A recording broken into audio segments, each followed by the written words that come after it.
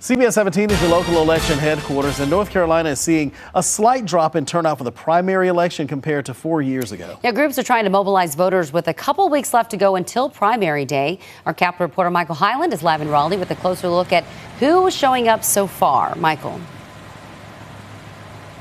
And one of the big factors here is just how far ahead the leading candidates are in the polls in the presidential race and in the governor's race. But advocacy groups are trying to remind voters there's a lot more on the ballot than just that. With early voting underway, we have a new look at who's showing up.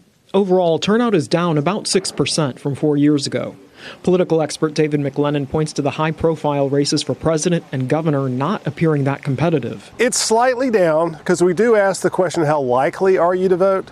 And I'd say 5% down from 2020, which is not at all that bad. With unaffiliated voters being able to choose which party's primary to vote in, about 53% of ballots cast so far are in the Republican primary.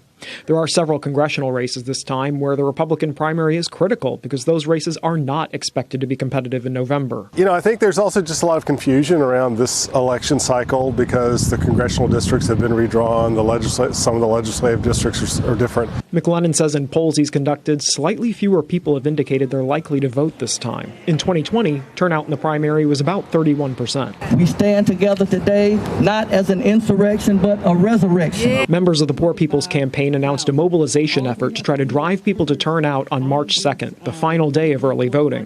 They stopped by the offices of legislative leaders and criticized Republican House Speaker Tim Moore for saying last week he thinks the early voting period is too long and may push to cut it. I would think that 1 week of early voting should be sufficient. I mean, I like early voting. I like making it easier to vote, but I think it's just too long at 3 weeks. We absolutely need to vote and vote our values and vote our demands.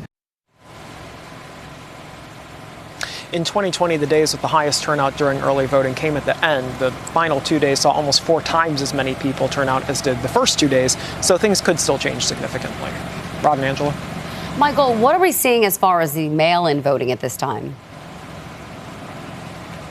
There is a little bit more interested in that compared to 2020, especially given that during the pandemic, so many people had the experience with that for the first time.